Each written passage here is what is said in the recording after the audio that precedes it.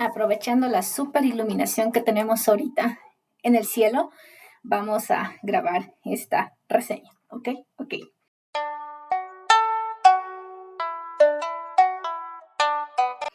Buenos días, buenas tardes, buenas noches, dependiendo del día que me estén viendo y a la hora que me estén viendo. Yo soy Isa de la lista infinita de libros y ahora les traigo una reseña fuera de programa. Hace unos cuantos semanas yo publiqué un video sobre una de las antologías en la que yo había sido partícipe el año pasado, que era la antología de Las mariposas no existen, una antología de cuentos de amor.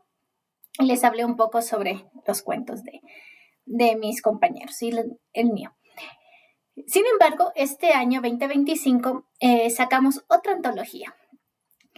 Casi todo el año del 2024 Ecuador sufrió ciertos apagones, ya que se calmaron un poco en la época lluviosa, pero que retomaron con más fuerza a finales de agosto del año pasado, con una gran extensión horaria. Nos quitaban la luz aproximadamente todo el día, 14 horas diarias sin luz. Ya para mí no era mucho inconveniente al inicio porque yo trabajaba y la luz me la quitaban cuando yo estaba en el trabajo. Pero llegó un punto en que yo me iba sin luz y regresaba sin luz, así que sí fue un poco drástico, ¿ya? Bueno, ahí aproveché y a luz de vela empecé a leer los libros en digitales que tenía en mi celular. Bueno, la cuestión es que en esos tiempos tumultuosos, cuando no hay luz, no hay internet, no hay tecnología, no hay televisión, uno vuelve a las antiguas prácticas de distracción, ¿ya? Muchos se pusieron a hacer arte, otros empezaron a conocer a su familia porque tenían con quién conversar. Y en nuestro caso, en nuestro taller, nos pusimos a escribir, ¿ya? Y de eso salieron estos cuentos. Esta es una antología que sacamos, como les digo, a partir de los apagones del año pasado. Se fue la luz, es una alegoría, justamente una mención a estos hechos en el país de Ecuador. Y son cuentos poco realistas, alguno que otro fantasioso, alguno que otro,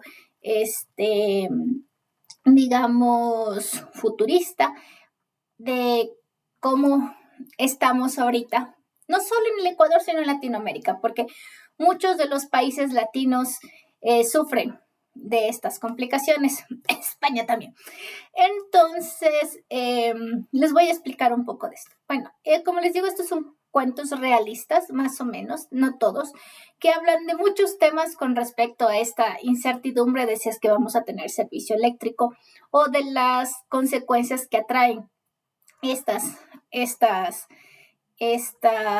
acciones por parte del gobierno, como por ejemplo la inseguridad, tenemos la inseguridad, tenemos digamos, la falta de oportunidades y muchas cosas. Pero la cuestión es que compañeros y yo nos hemos puesto bastante creativos y resultó que es una muy buena antología, ya les voy a explicar por qué. Originalmente esta antología en el taller iba a ser concebida como una que retoma las tradiciones orales de nuestro país y traídas a un mundo más presente con mayor tecnología. Sin embargo, conforme se iba escribiendo, nuestros personajes y nuestras situaciones iban cambiando nuestras visiones, así que no pudimos cumplir con esa visión. Sin embargo, lo que resultó fue bastante. Aunque tenemos un cuento que se llama El carbúnculo azul, que retoma la leyenda del carbunco, que es una especie ¿cómo les explico? Como ser mitológico bastante enigmático en las provincias del norte del país, que es una especie de perro tipo lobo que tiene un diamante en la frente y atrae a los codiciosos para que se lo quiten y obviamente van a pagar un precio, ¿ya? Esta leyenda del carbunco, perdón, y en este caso y el diamante rojo, escrito por mi compañero Pablo Arrellano, que retoma esta leyenda pero traída como un poco más moderna en el caso del abuso de sustancias y la venta y compra de estas mismas. También tenemos que es Nahual, que es de otro compañero, es el autor David Lucero Calvache, en la que toma esta cosmología de más o menos como una especie de criatura que toma la piel humana, pero que devora personas. Y el misterio en un pueblo, ¿no? Vendría a ser una especie de slasher muy interesante, muy moderno y digamos, sin mayores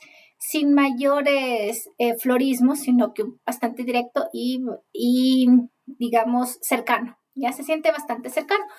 También tenemos como unos cuentos como de cuestión de aventura, cuestión de comedia. En el caso de mi compañera Marilu Nieto con su Caballito de San Vicente, en la que narra la aventura de una pareja de esposos, en la que se hacen, por azares del destino, amigos de cierta persona que tiene problemas con la ley y cómo los acusan de ser cómplices de ciertas operaciones. Entonces, es muy divertida, esa me encantó, pero también tenemos otros cuentos como Katy Vallejo, que escribe sobre la pérdida y digamos, la nostalgia de una familia, con el cuento, ¿dónde estás? La caída de la luz, en la que se rememora, digamos, las vivencias de una madre y una hija en un tiempo, digamos, idílico, con sus problemas, obviamente, sus altibajos, pero que ahora se rememoran en un estado en la que su madre está postrada en una cama en un hospital. Entonces, son cuentos bastante llamativos y bastante, digamos, profundos, señalando mucho de la modernidad y de las cosas que pasan aquí en el país. Justamente el último cuento, que es el más largo, es de Esteban Cruz Ponce, que se llama Salem. Y es el que más me impresionó, digámoslo así, porque Esteban nos trae un contexto histórico, los juicios de las brujas de Salem, para ser más exactos, pero como si lo hubiera sido en un trasfondo latino, ¿ya?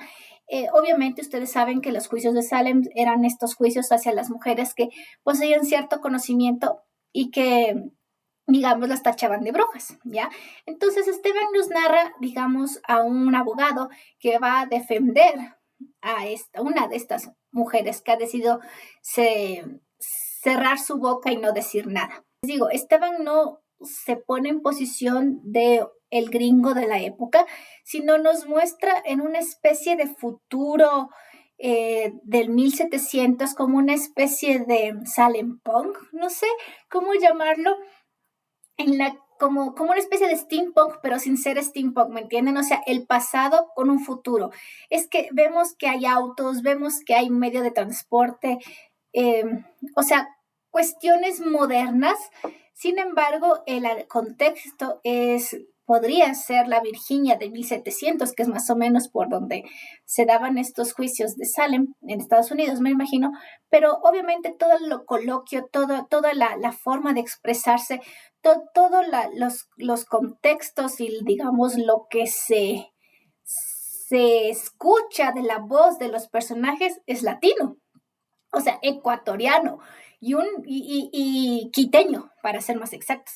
Entonces, es como que ese cuento me desfasó un poco en tiempos. O sea, Esteban podría tranquilamente ampliar su universo y hacer una especie de punk, digamos, un Salem punk, pero aquí, o witch punk, como quiera que lo podría llamar, pero no deja de ser un juicio bastante interesante y bastante, digamos, que te emociona, porque el hecho de que básicamente es como ver casos de la ley y el orden, y te indignas por las decisiones de los abogados y los jueces, y te indignas de muchas cosas. Está bien hecho el proceso. Entonces, esta cuestión es bastante, digamos, atrapante. Esa es la palabra. Y lo mismo con el resto de cuentos. Tenemos cuentos de asesinos, tenemos cuentos de violencia, tenemos cuentos de las vivencias en un bus, que ese es mi cuento, por cierto. Tenemos los cuentos de viajes, de no viajes, de quedarse, de la familia, de muchas cosas interesantes. Así que si es que tienen la oportunidad, si es que lo encuentran, porque por lo que me han chismeado, esto está a punto de agotarse, revísenlo. Ya no se lo van a, no les va a disgustar, les va a gustar bastante, en especial si son latinos y han pasado por estas mismas cosas. Así que eso. Y bueno, eso es todo. No hay mucho más que decir porque todo el contexto ya se los di con esto de que la creatividad se prende cuando la luz se apaga. Así que eso es todo lo que les quería decir. Muchas gracias por estar por aquí y ya nos vemos en otra ocasión. Chao.